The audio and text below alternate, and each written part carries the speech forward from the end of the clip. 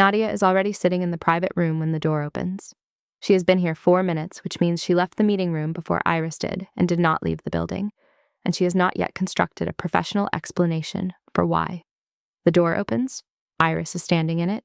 Nadia says, "I owe you a professional explanation." And then the sentence ends and the room is quiet and Iris crosses it without asking for clarification. And Nadia's hand, her right hand, the one that held the pen she did not use for 45 minutes, is flat against the curve of Iris's stomach. Not clinical, not checking anything. A palm pressed still against the slate fabric, warm through to the warmth beneath. Iris does not move. Her hand comes up and covers Nadia's without taking it away. Nadia says, "You should have told me before the third meeting." It is not a question. It is not an apology either. If you want to hear uncensored Too Hot for YouTube stories, check out my Patreon in the description. Tell us where you're watching from and subscribe. 3 years before the private room, there was a tender brief. It arrived on a Tuesday in early spring, a municipal commission for the redevelopment of a contested waterfront corridor. 300 pages of planning history, competing interest groups, and a site condition report that had not been updated since before the last administration.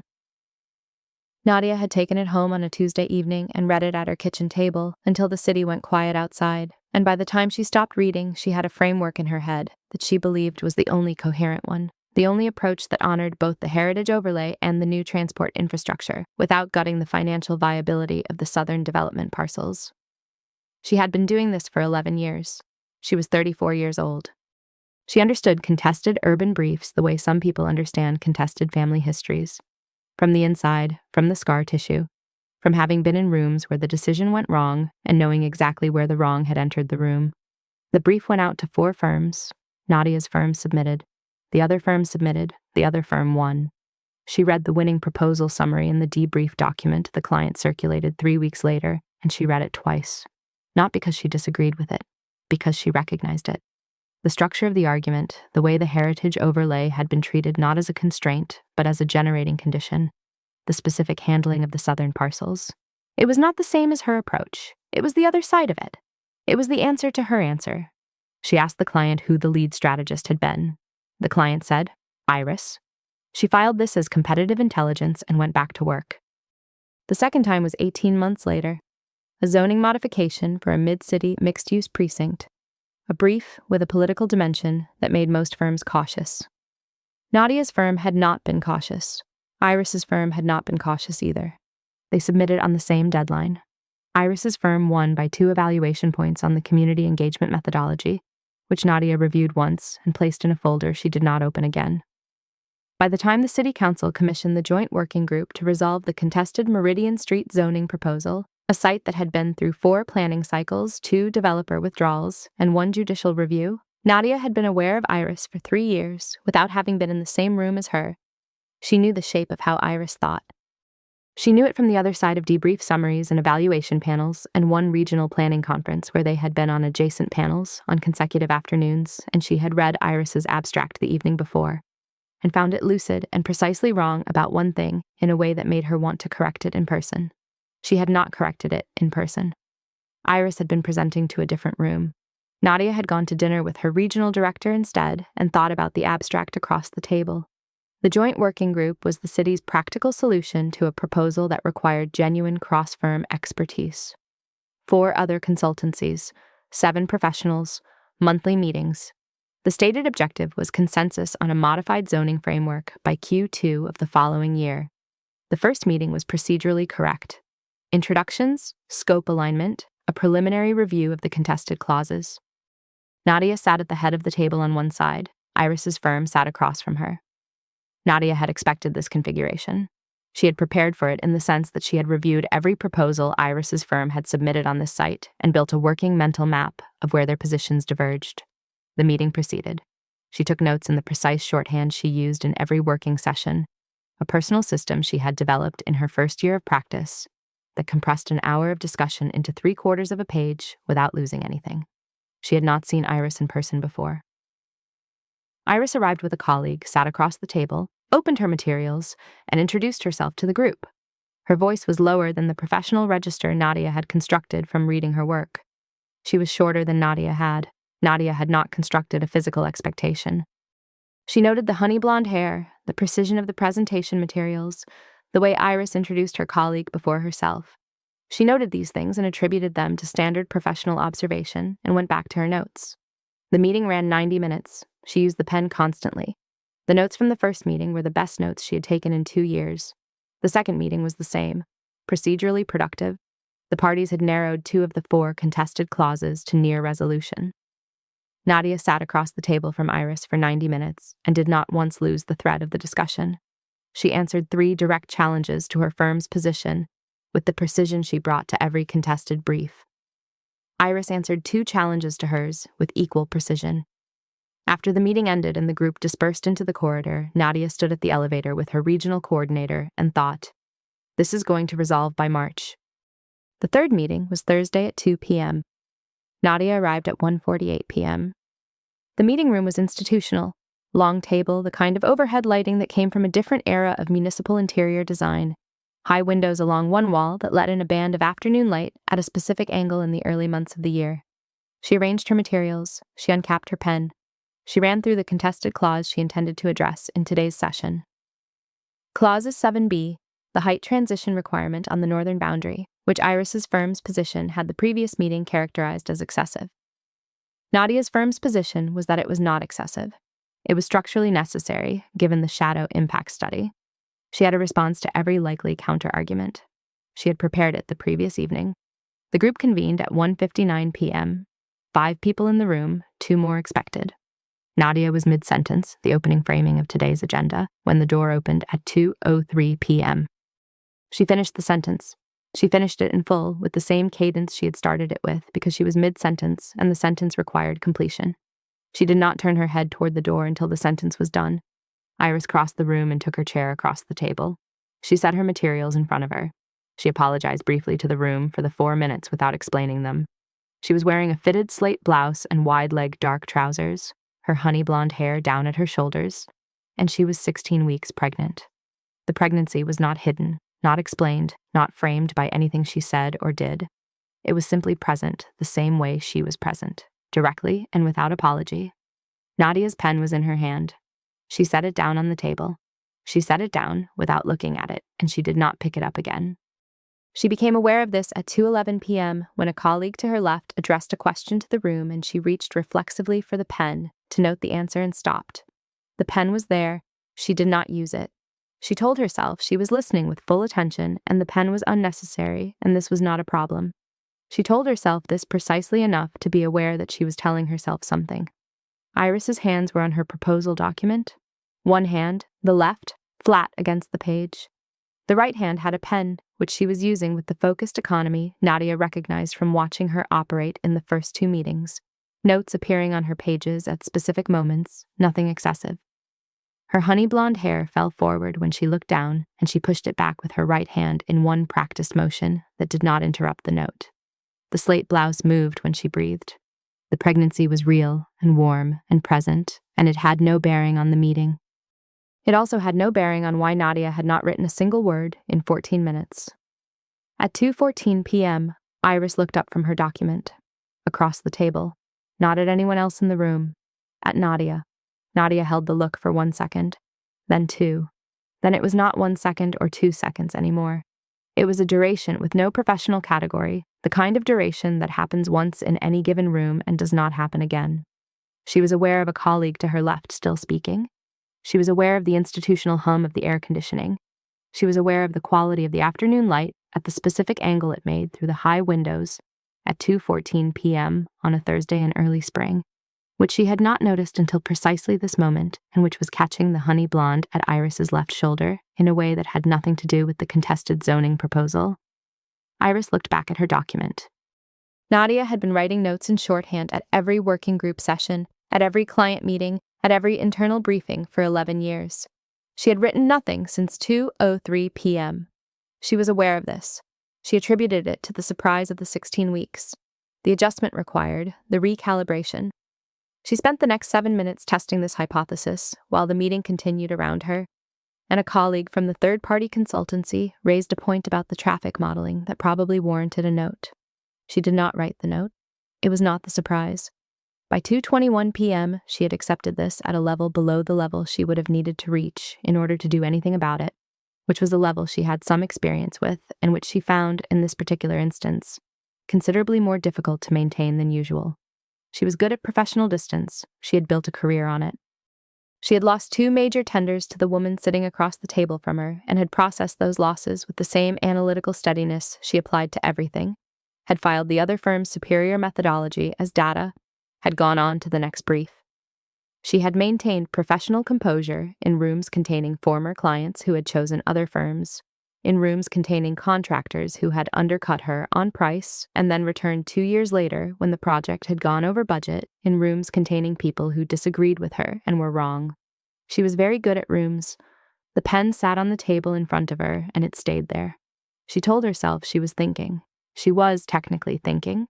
She was thinking about the way the slate blouse fit at the shoulder.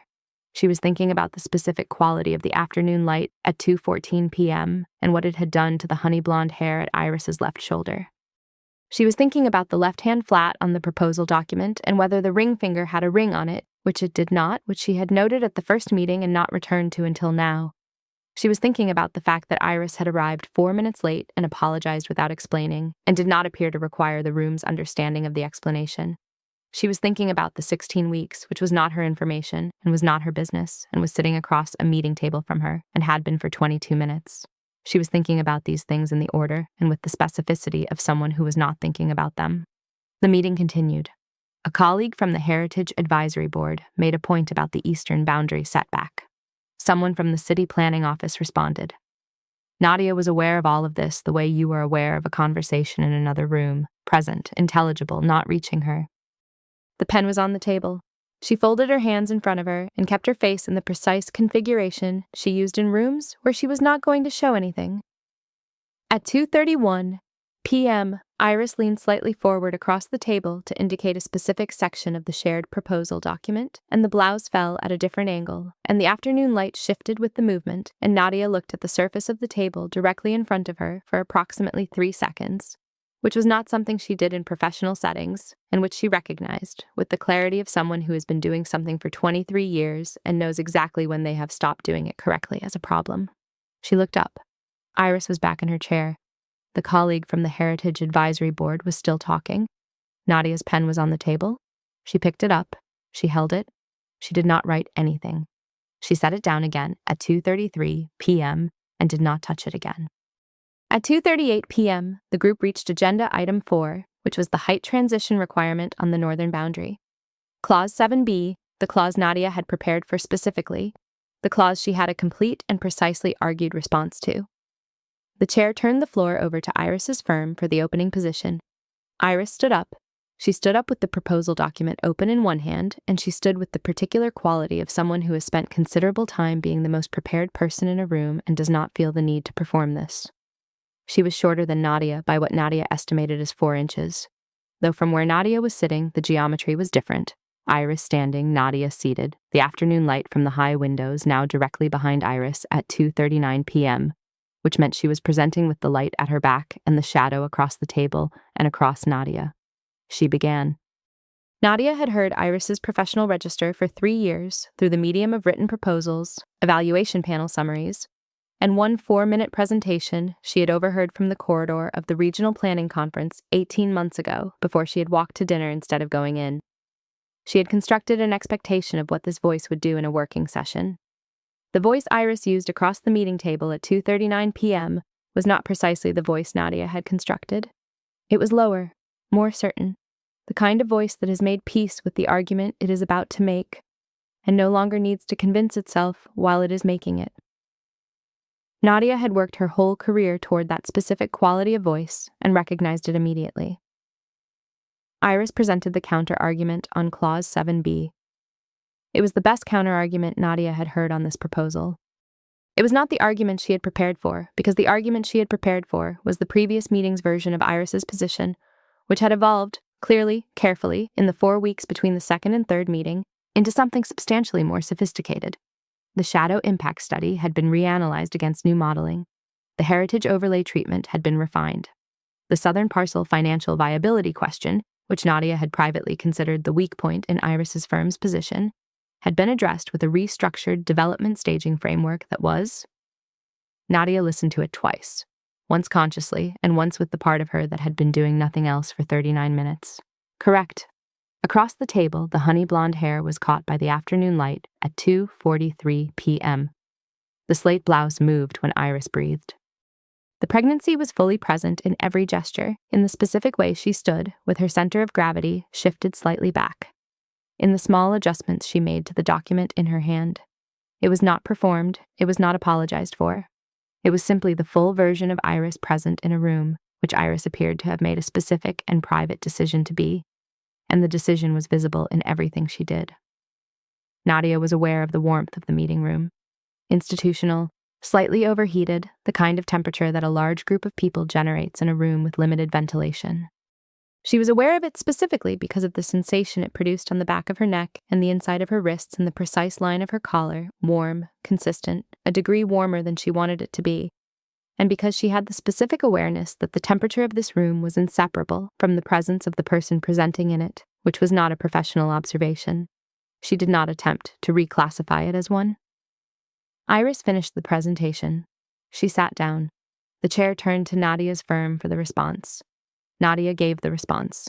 She gave it in the precise level register she used when she was giving a response to an argument she had not fully prepared for, and was mapping her position in real time. She addressed the shadow impact reanalysis, the staging framework, the heritage overlay refinement. She made 3 specific points. They were professionally accurate. She verified this afterward in the corridor with her regional coordinator, who said, "Good recovery on the staging methodology. That was a strong argument."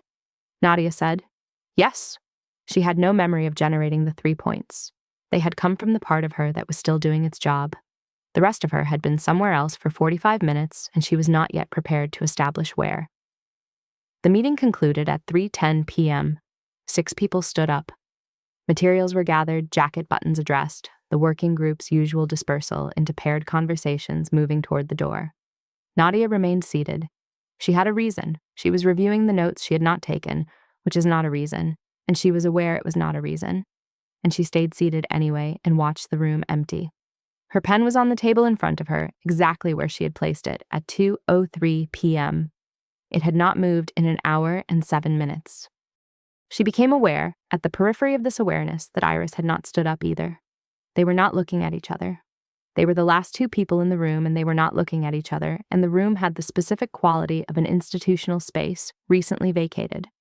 The overhead lights unchanged, the materials still spread across the table, the 6 empty chairs at angles that preserved the geometry of the meeting without the meeting, the afternoon light lower now at 3:11 p.m. and the quality of it different, warmer against the walls, making the room feel smaller.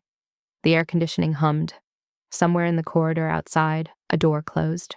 Then it was quiet. Nadia had removed her suit jacket at some point in the last 20 minutes of the meeting.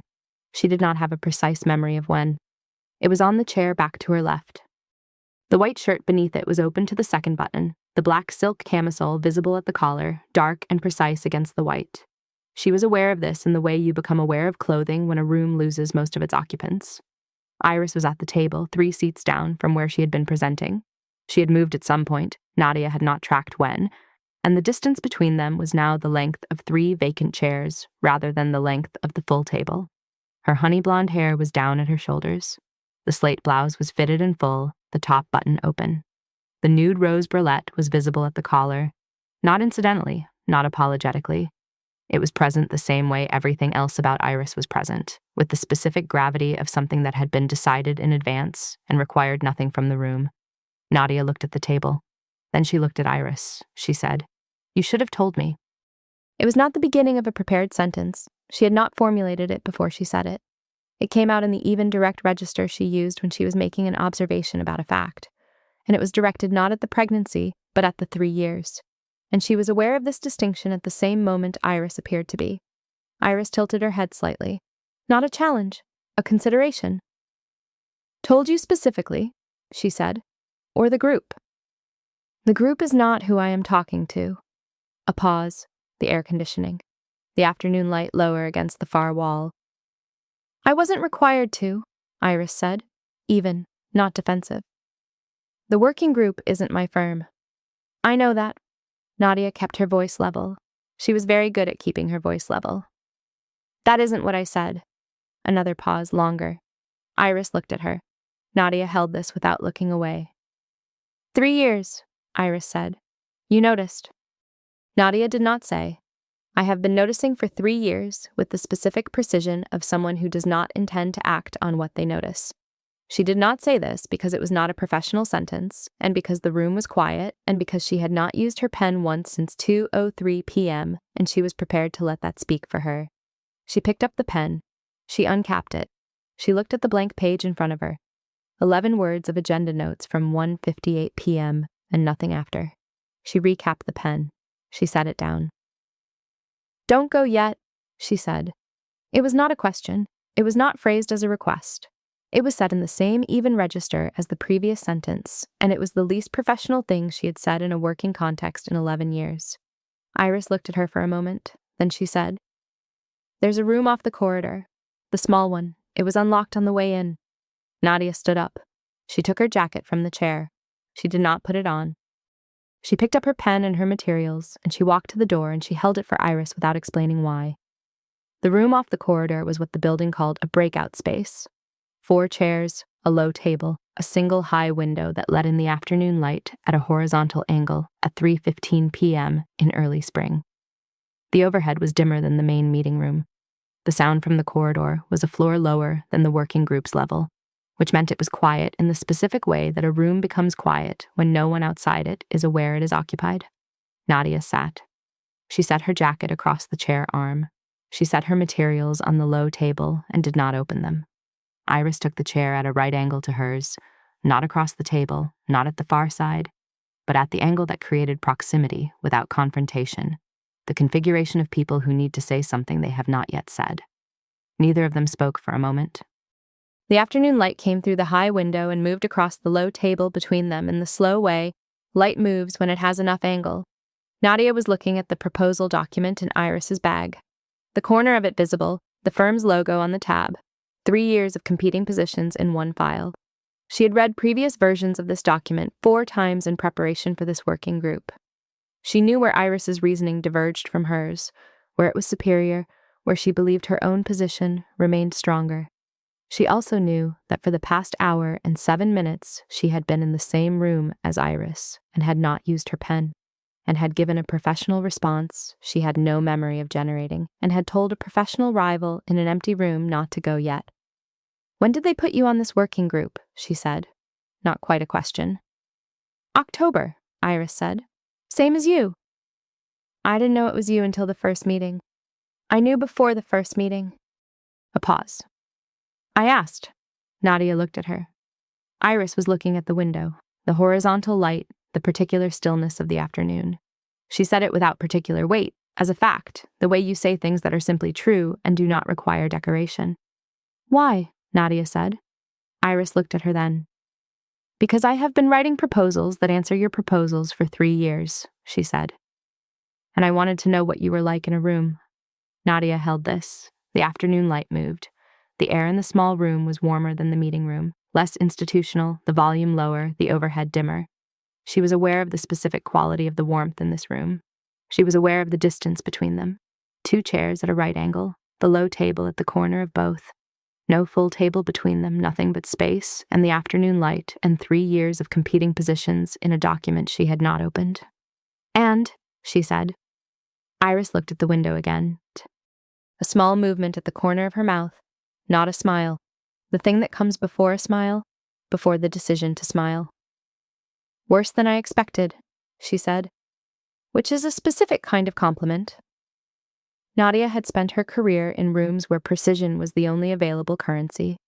She recognized this sentence with the part of her that understood precision, the part that had written the first tender brief 11 years ago and had been writing toward something ever since. She set her pen down on the low table. It was the first time she had set it on a surface in this specific way. Not put aside, not unused, just set down, gently, like something she had been carrying for longer than she intended to. The staging methodology, she said. The revised one. You restructured it between the second and third meeting.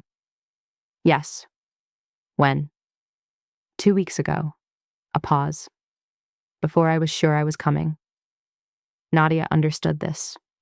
She had sat across the table for 45 minutes from a woman who had worked on a complex planning document 2 weeks ago while privately deciding whether she was going to be present for the third meeting. She had done this with her honey blonde hair down and her slate blouse worn straight and 16 weeks visible, and she had stood up and delivered the best argument Nadia had heard on this proposal, and she had sat back down and had not explained any of it to anyone in the room. "You were going to send a colleague," Nadia said. "I considered it." "What changed?" Iris was quiet for a moment. The afternoon light at the high window had shifted. Lower, the angle more horizontal, the specific quality of late afternoon and early spring when the light goes amber before it goes.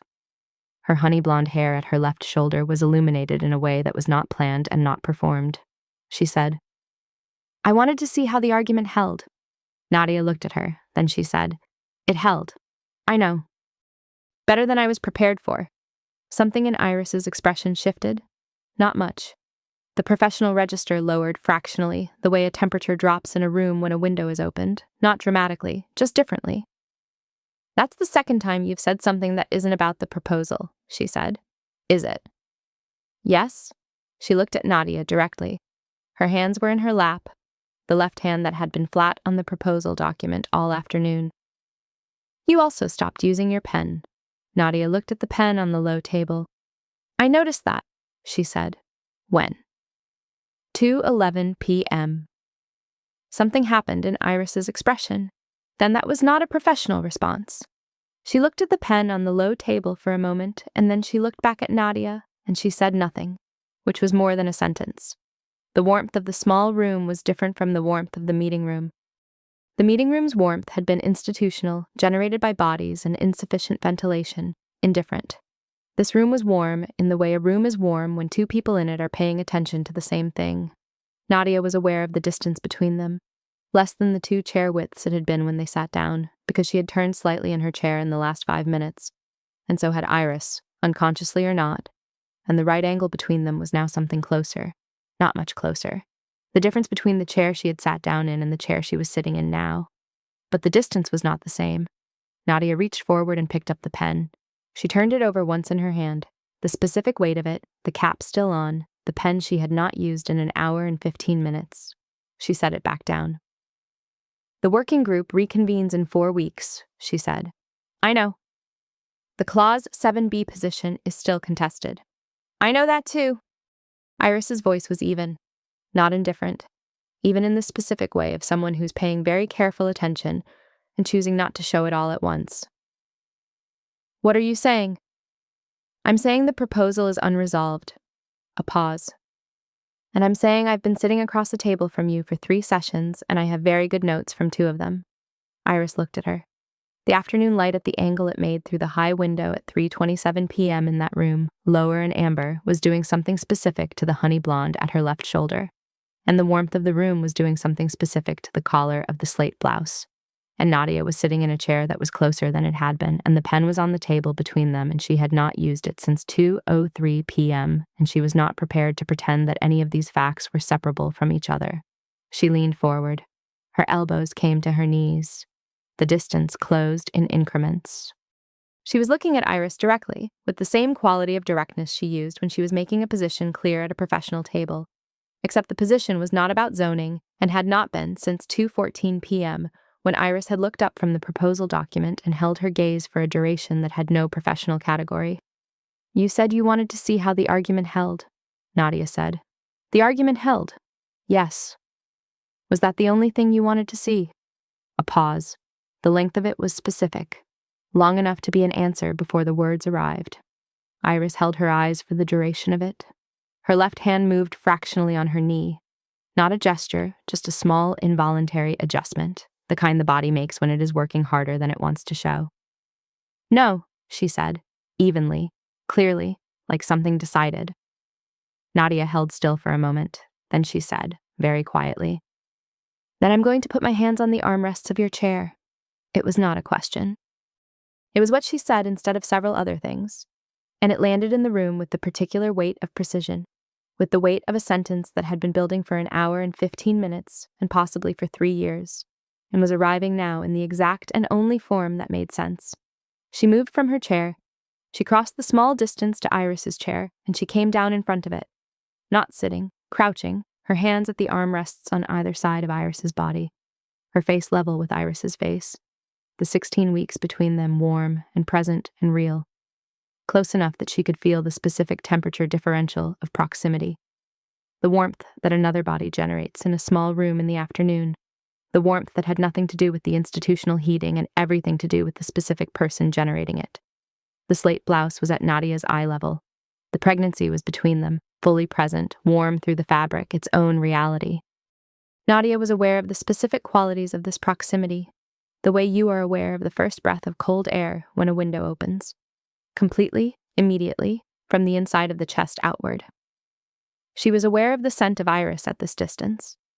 Something botanical, something clean, the specific combination of the warmth of her skin and something she was wearing that Nadia would have no professional context in which to have noticed before this exact moment. She was aware of the sound of Iris's breath, slower than she would have expected, steadier, the breath of someone who was also holding still on purpose. Iris looked at her. Up, slightly, from the seated position to Nadia's face at the new angle. Her hands were in her lap, and she had not moved them.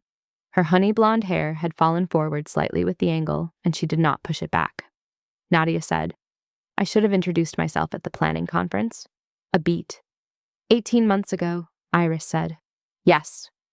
You were on the adjacent panel. I read your abstract the night before. Nadia held her position at the chair arms, completely still. It was wrong about one thing. I know, Iris said. Which thing? The relationship between heritage overlay constraints and financial viability. You were treating them as competing pressures. They're not. They're the same pressure in different registers. A pause. Something moved in Iris's expression. Recognition, and something under the recognition.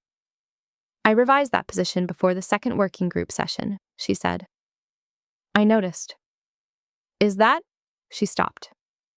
Is that what you've been doing for 3 years, reading the positions? Yes. And finding them? Correct, Nadia said. On everything except that one thing, and then correct on that thing too. She held the eye contact. The small room around them was very quiet. The working group is the first time I've been in the same room as someone I've been reading for 3 years. Iris looked at her. Her left hand moved fractionally in her lap again, the same involuntary adjustment. The afternoon light from the high window was at the angle it made at 3:31 p.m., almost fully horizontal, the kind of light that is not ambient but aimed, landing on specific surfaces, making specific things visible. What does that produce in you? Iris said, carefully, like a question she had been deciding whether to ask. Nadia looked at her for a moment. The pen was on the low table behind her, uncapped.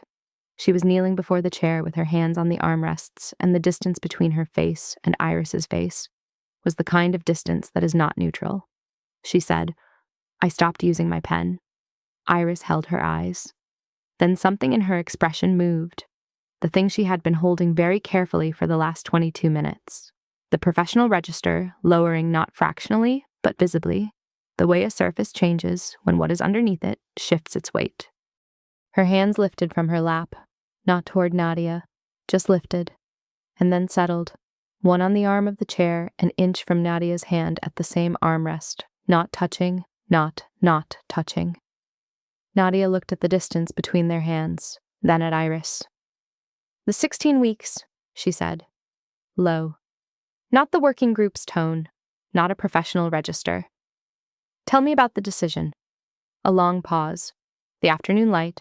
The sound of the building, an elevator somewhere in the distance, the institutional hum of the HVAC. Iris looked at the high window for a moment and then looked back. Solo, she said. Deliberately. When? I made the decision 2 years ago. I waited a year. I started the process 14 months ago. A pause. It was the most precise brief I've ever written. Something happened in Nadia's chest at this. Something anatomically located, low in the sternum, not pain, the other thing. The thing that happens when precision meets precision and there is nowhere for the energy to go except inward. A brief, she said. That's what it was. Iris's voice had the quality of something she had not said aloud to many people, or possibly to anyone. Level, clear, with the particular weight of facts that have been held privately for a long time. I wanted specific conditions. I researched them. I made the most informed decision available to me with the data I had and the values I had and the life I had designed. A beat. That's what I know how to do. I know, Nadia said. She was looking at Iris directly, and something in her voice had changed. Not softened, because softening was not the word, but lowered, the way a note lowers when a room stops requiring it to be louder. I've been reading how you think for 3 years. I know what you know how to do. Iris looked at her. The professional register was down. It was gone, actually. The meeting room was on the other side of a corridor and a closed door, and the version of Iris who had presented Clause 7B in the afternoon light at 2:39 p.m. was still intact, but was not the version present in this chair at 3:33 p.m. This version had honey blonde hair falling forward and warm skin in the amber afternoon light and hands at the armrests, and was looking at Nadia with the expression of someone who has been precise about every important thing and was currently at the edge of that precision. You stopped using your pen at 2:03, she said. Yes. When I walked in. Yes. Nadia. Her name in Iris's voice. The first time. The register it landed in was not the register of the working group, and it was not the register of the previous 8 minutes, and it was its own thing, low and clear, and it produced a specific physical event in the back of Nadia's neck, a line of alertness from the base of the skull upward, immediate and unwilled, and located with perfect precision. Yes, Nadia said, because it was the only available answer to her name said in that register. You've been sitting across the table from me for 3 months, Iris said. At the first meeting, you took better notes than anyone in the room. At the second meeting, you addressed every challenge to your position with full preparation. At the third meeting, you wrote 11 words in 57 minutes. A beat. I watched. The word landed. Nadia held very still. You watched, she said. Yes. A pause. I know what your notes look like, the shorthand. I could see the pages from across the table. At the first meeting, they were complete. At the second meeting, they were complete. Today, she stopped. Her left hand was still 1 inch from Nadia's on the armrest, and she had not moved it. I noticed at 2:08, 5 minutes after she walked in. Iris had noticed within 5 minutes that Nadia had stopped writing. She had noticed and she had said nothing, and she had sat across the meeting table for 52 more minutes with this information. Something happened in Nadia's chest that had no professional name. It was not the same as the thing in the sternum. It was higher, wider, the kind of recognition that arrives when 2 things that have been separate for 3 years suddenly occupy the same room and the same register, and the same amber afternoon light at 3:34 p.m. in a small room off a corridor. You've been watching me, Nadia said, not an accusation, a clarification. Since the first meeting, even. The same way you've been reading my proposals, you already knew I was doing it. You noticed I asked to know who was on the group before the first meeting. That was professional preparation. Yes, Iris said. Both of ours were. The distance between their hands on the armrest was less than 1 inch. Nadia was aware of this with the full attention of her nervous system, the way you become aware of a single centimeter when everything else has gone quiet. She did not move her hand. She did not move away from the chair. Iris, she said. I know, Iris said, quietly, like something already decided. I know. Nadia rose slowly from her crouch. Not away from the chair. Up, her hands leaving the armrests, her body coming to standing in front of Iris. And then instead of stepping back, she stayed where she was, close enough that the afternoon light made no distinction between them, close enough that the warmth was shared, close enough that the honey blonde hair at Iris's left shoulder was directly in front of her. Her right hand rose, slowly. In the specific way she moved when she was being deliberate. Not hesitant, deliberate, which is a different quality entirely. The difference between a hand that moves because it does not know and a hand that moves because it has decided. She brought her palm to the curve of Iris's stomach. Flat, still. The slate fabric warm under her hand and the warmth below the fabric warmer still. A degree warmer than she expected. Localized and real. She left it there. The room was completely quiet. The building had gone still around them, the HVAC cycling, the elevator silent somewhere below. The amber afternoon light was at the angle it makes when it is about to change. When afternoon tips toward evening, not there yet, but close, the quality of it specific and unrepeatable. The light of this particular day, and not any other. Iris did not move. Her hands were at her sides in the chair, both of them released from the armrests. Her face was angled slightly up to Nadia's face at the standing position. The honey blonde hair was catching the last of the directional amber light in the small room, and it was not an aesthetic fact. It was a physical fact. The warmth of a person in late afternoon, real and present and close. Nadia said, "I owe you a professional explanation." Iris said, "You don't." I stopped using my pen. I know. I had notes at the first meeting, complete ones. I have nothing from today's session. A beat. I gave a response to Clause 7b that I don't remember preparing. Iris looked up at her.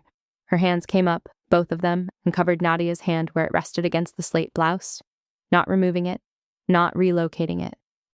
Covering it, both palms warm over the back of Nadia's hand, holding it in place against the curve of 16 weeks, as if placement were itself a statement, a position, an argument whose brief had been written 2 years ago and was arriving now in the only form available. "You should have told me before the third meeting," Nadia said, still in the even register. Not an apology, not a question. A fact about what would have been different. "What would you have done?" Iris said, quiet. "If I had." Nadia held her eyes, the warmth of Iris's hands over hers, the specific warmth of the curve beneath, the 16 weeks, the deliberate decision, the most precise brief Iris had ever written, present and warm and real between them. "I would have known sooner," Nadia said. "Known what?" "That you were not—" She stopped. She started again. "That this was not going to resolve the way I planned for it to resolve." A pause. The amber light. The specific smell of the small room, Iris's scent at this distance, botanical and warm, the kind of scent that becomes specific to a person and then specific to the memory of proximity to that person. Something clean. Something that had nothing to do with the institutional air of the meeting room and everything to do with being this close. 3 years, Iris said, and you're telling me you had a plan. I had a professional framework, Nadia said. It did not account for you being in the room. Something shifted in Iris's face, not the professional register that had been gone for 20 minutes. This was something lower, something that lived below the precision and the careful presentation and the slate blouse worn straight. She looked at Nadia with the expression of someone who has been precise about every important thing in her life and has encountered, in the amber afternoon light of a small institutional breakout room at 3:38 p.m., a fact that does not fit the precision. The expression of someone deciding what to do with a fact that has no prior framework. She said, "Come down." Nadia looked at her. "Sit," Iris said, not commanding, requesting, but with the specific quality of a request from someone who does not make them often. "Sit with me." Nadia looked at the single remaining chair in the room, the one she had been in, a right angle from Iris's. It was 3 feet away. She looked at it, and then she looked at the floor in front of Iris's chair, and she sat, not in the other chair. At Iris's feet, her back against the low table, her legs out in front of her right shoulder 3 inches from Iris's left knee. Iris looked down at her. The honey blonde hair fell forward with the angle. Neither of them said anything for a moment. The building was quiet. The amber afternoon light had moved to the far wall, the angle almost horizontal now. The quality of it changed. Not the afternoon anymore, something at the edge of afternoon. The pen was on the low table. Nadia was aware of it behind her, the specific tactile memory of it in her hand at 2:03 p.m. and the absence of anything written. "The proposal," Iris said, quietly. Clause 7b. "Yes. Your position is still stronger on the shadow impact analysis. I know. Mine is stronger on the staging methodology. I know that too." A pause. Iris's hand moved from the armrest down and came to rest on the back of Nadia's shoulder. Not directing, not pressing. Resting.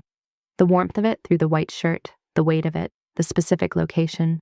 The back of the right shoulder, the heel of the hand against the shoulder blade. Nadia held completely still. The pen was on the table. The proposal document was in Iris's bag. The working group was 4 weeks away. "We're going to have to keep arguing this," Iris said. "Yes. In front of 6 other professionals. Every month." For as long as it takes. That's correct. Nadia looked at the amber light on the far wall. I intend to be thoroughly prepared. Something in Iris's voice when she spoke. Something that was not the professional register and was not the register of the last 20 minutes, but was something she had not used before in this room or in any room Nadia had been adjacent to. Quieter, more direct. The kind of voice that stops requiring anything from the room it is in. She said, "You stopped using your pen the moment I walked in." "Yes." "That is very useful information." Nadia did not smile. She was not someone who smiled easily. But something happened at the corner of her mouth.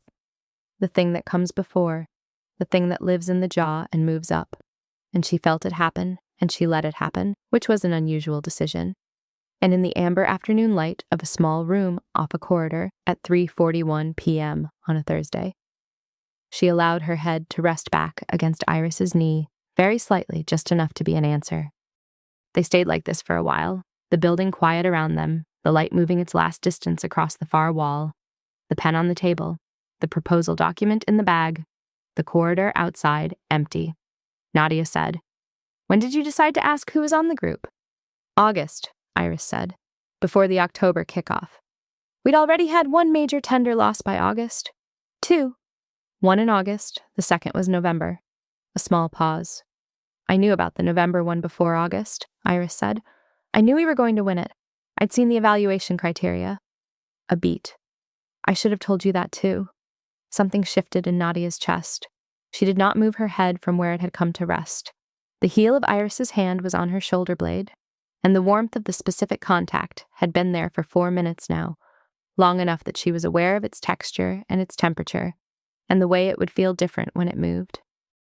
"You knew in August that you would beat us in November," Nadia said. "And you asked to know if I was on the working group." "Yes." "Why?" "Because I wanted to see you in a room," Iris said. Simply. The way you say things that have been true for a long time and have simply been waiting for the correct room. Nadia turned her head. Iris was looking down at her, honey blonde hair forward at the angle, the amber light almost gone now from the far wall, the room transitioning into the particular dimness of a room whose afternoon has ended. Her face was close, the seated position and the floor position and the angle between them. Close enough. The eyes that Nadia had looked into across a meeting table at 2:14 p.m. for a duration with no professional category were the same eyes in a different room at a different distance, and at this distance, they were something specific. Something that had been specific since 2:03 p.m. and was not becoming less so. Nadia said, "It was not professional preparation." Iris looked at her. "No," she said, "it wasn't." The air between them had a specific quality.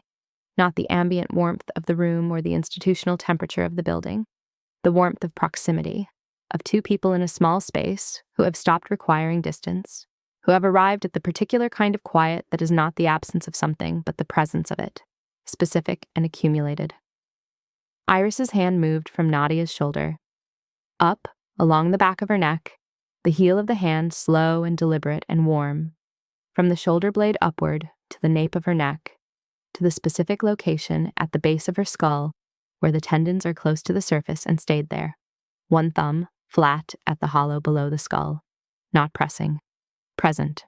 Nadia stopped breathing, not as a figure of speech. She stopped. The room went very quiet around her, and the amber light was gone from the wall, and the pen was on the table, and the proposal document was in the bag, and something in her chest, something that had been in a specific configuration since 2:03 p.m., rearranged itself without asking. She turned, not gradually, a specific decision, executed directly. She turned from her position against the table, and she rose onto her knees on the floor in front of Iris's chair, and she brought her face level with Iris's face, and the distance between them was, for a moment, the distance between one thing and another, between 3 years in this room, between the professional register and the thing that had been running underneath it since the first meeting, which was not professional and had never been. Iris looked at her. She had not moved the hand from the nape of Nadia's neck. It was still there, the thumb at the hollow of the skull, warm, and Nadia could feel the specific weight of it, the exact location of it, could feel precisely where it ended and where the absence of it would begin if she moved. "Tell me what you thought," Nadia said. Her voice was low. The register had changed completely. Not the working group, not the corridor, nothing she had used before. When they put you across the table from me, the first meeting, what did you think? Iris held her eyes. A pause, the length of something being decided. I thought, she said slowly, that I had spent 3 years writing arguments for an audience I couldn't see, and that the audience was better than I had given her credit for. A beat. Her thumb at Nadia's nape did not move. And that I had dressed correctly for the meeting. Something happened in Nadia's chest, not low and located this time, but wide, immediate, a physical event that had no clinical category and did not require one. She exhaled through her nose, a single breath, deliberate and not, controlled and not, something her body had been waiting to do for an hour and 40 minutes. And the sound of it, in the small, quiet room, was its own statement. Professional register gone. Everything underneath it, present and audible. Iris heard it. She looked at Nadia for a moment, the honey blonde hair soft at her shoulders in the dimming room. And then she said, Nadia. And Nadia said nothing. She brought her right hand up, the one that had held the pen since 1:48 p.m. and had not used it since 2:03 p.m., the hand that had found the curve of Iris's stomach in the cold open of this afternoon, and she placed it flat against the slate blouse, palm open over the 16 weeks, warm through the fabric, holding still, and the warmth that came back was the warmth she had been registering since 2:03 p.m. and had not had a professional category for, and did not need one now. Her left hand went to Iris's face, not cupping. The heel of her palm at Iris's jaw, the thumb below the cheekbone, the angle tilted upward. Deliberate. The specific geometry of a decision that has been made. The distance closed. Not dramatically. Not a sweep. The way distance closes when it has been accumulating its ending since a door opened at 2:03 p.m. In the final inch, slowly, the quality of it specific. The warmth of Iris's breath against her mouth first, then the contact, soft and direct and present.